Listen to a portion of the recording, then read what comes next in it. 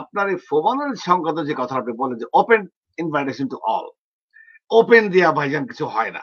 আপনারা যদি কংক্রিট না বলেন, যেরকম হানিফ সংকেত বা ডক্টর ইউনূস আজকের প্রধান উপদেষ্টা বা খালেদা জিয়া বা অন্য বিরোধী দলের কোন নেত্রী বা নেতাকে ডাকতে গেলে তারা বলতে চায় যে আপনারা এক হয়েছেন কিনা। কথাগুলো কিন্তু আপনাকে সত্য দেখান যে আমিও কিন্তু অনেক কথা শুনেছি এরকম যে আপনারা এক হয়েছেন কিনা। FOBANA is the name, Federation of Bangladeshi Associations of North America. এই অ্যাব্রিভিয়েশনটা অনেকে বোঝে না, অনেকে জানে না, যারা ফোবানার এক্সিকিউটিভ হয়ে আছে অনেকে।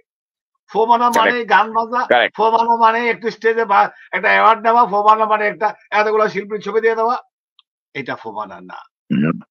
একসময় ফোবানা করেছি আমি, ওই পক্ষ আরেক জায়গায়, আমার সাথে অনেকে ছিল, নামগুলো বলবো না, তাদের অ্যাডভার্টাইজ করবো না, এত খারাপ হয়ে গেছে অ্যাডভার্টাইজ করা যাবে না। কিন্তু কিছু কিছু কাজ করেছি, যেরকম আজকে ফ্ল্যাগ দেখছেন বিভিন্ন টেবিলে আরেক অংশের তারা মিটিং করে, এটা আমার এবং আমার সাথে আরেকজন ছিল, নাম বলবো না, আমাদের আইডিয়া যে কিভাবে প্রত্যেকটা স্টেটকে রিপ্রেজেন্ট করবে সবাই, তার সামনে ফ্ল্যাগটা থাকবে। এইসব এই কারণে 14টা সংগঠন ওয়াশিংটনে জয়েন করেছিল ওই ফ্ল্যাগ দেখার জন্য শুধু নিজের সামনে। এখন আমি একমত। ফোবানা যেরকম ইয়াতে আপনার কিছু কিছু সেমিনার হয়, সেমিনার তো হারিয়ে গেছে ফোবানায়। Seminar was a beauty of FOBANA. Seminar নাই, বাংলাদেশ থেকে অনেক ট্রেড আসতো যে ফোবানার নামে এসে ভিসা পেয়ে এখানে তাদের প্রোডাক্ট দেখাতো, এটা হারিয়ে গেছে। ফোবানা মানে তৈরি করে একটা প্রোগ্রাম করে শাহনাজ ভাইকে জিন্দাবাদ বলে চলে যাও না। আমি একটা উদাহরণ দিচ্ছি, এরকম অনেকে আছে বিভিন্ন। আপনার সাথে আমি একমত। আপনি কি কোন রকম বুলেট পয়েন্ট, কোন দফা বা কোন রকম দিবেন নাকি গাইডলাইন যে আপনার পক্ষ থেকে, আপনার ফোবানার অংশ থেকে, যে এই এই সাবজেক্টে আমরা এক হতে পারি? যদি সাবজেক্ট না বলে ওপেন ডিসকাশন, দেখা গেল যে মোহাম্মদ হোসেন খান, আলী ইমাম বা কাজী আজম বা ওদের ভিতরে লেগে গেল, ওদিকে আবার ডিউক খান, এরকম আরো কয়েকজন আছে। এভাবে তো হবে না। আপনাদের একটা কমন নিজেরা আগে ঐক্যবদ্ধ হইতে হবে, আমরা বা আপনারা, যে এই 5টা সাবজেক্ট, এটাকে কমিয়ে আনতে হবে। আপনি 20টা লিস্ট করলে কোনোদিন হবে না। শাহনাজ ভাই, আপনি ভেরি স্মার্ট। আপনার অফিসে অনেক আড্ডায় গিয়ে দেখলেন যে শাহনাজ ভাই এগুলো বলে, বাবু ভাই না না, আপনি একদম পিন পয়েন্টে কথা বলেন। আপনি গদ্য রচনা যে গেলে আপনার প্রোগ্রাম হবে না, এই জন্য আপনাকে ওদিকে জানো না। তাহলে ফোবানাকে কি গদ্য রচনা থেকে বের করে এনে লিমিটেড টু সুপার 5 বলে না, সুপার 5 করতে পারেন কিনা, যে এই 5টা লাইনে আমরা একমত হইলেই এনাফ টু ইউনিফাই। এবং আপনি বলবেন যে আগামী বছর আমাকে, আপনি যেহেতু ঘোষণা দিলেন যে চেয়ারম্যান, যে ইয়াতে হচ্ছে, এই বাফেলোতে হচ্ছে, হোয়াট এ নাইস মেসেজ, আমি খুব ভালো লাগলো এটা। আরেকটা বললেন আপনি যে 2 বছরের দিয়ে দিলেন, আপনি যে আরেকটা করছেন টরন্টোতে 40 বছর পূর্তি। কিন্তু ফোবানার এখন আরেক অংশ বলবে বা আপনি বলবেন যে আমার এখানে গিয়ে মিলতে হবে।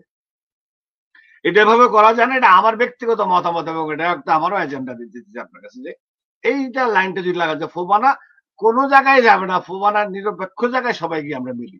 লেটস ডু এ প্ল্যাটফর্ম, যে আমরা মেডিসিন স্কোয়ার গার্ডে গেলাম, তোমরা সবাই আসো।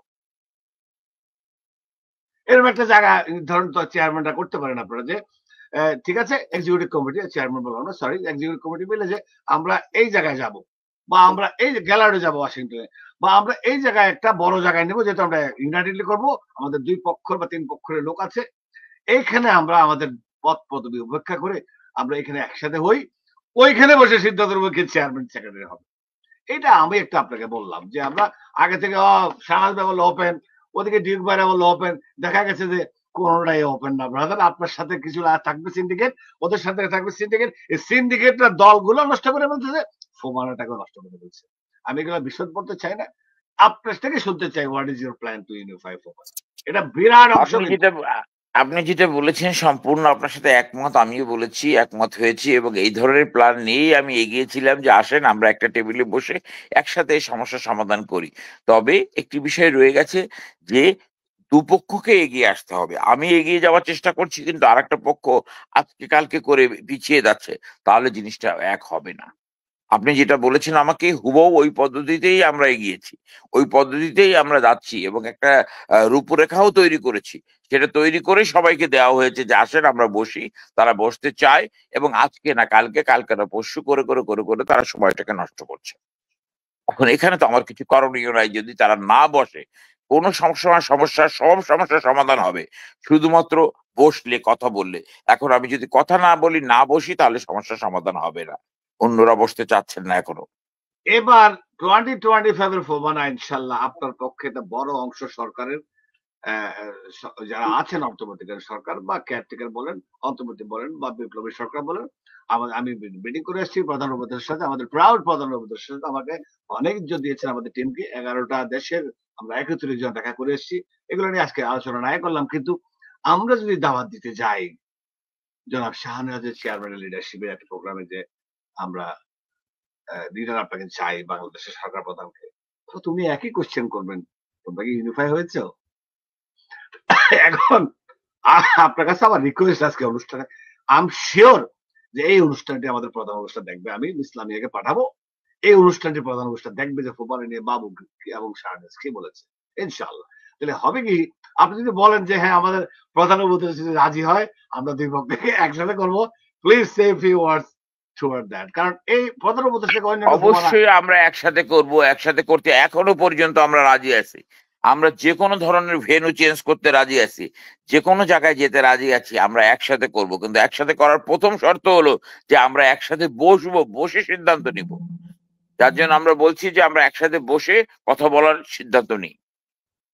আমরা অবশ্যই বসবো, অবশ্যই করতে চাই, একসাথে করব যে কোনো শর্তে। আমরা যে কোনো শর্ত মানতে রাজি আছি।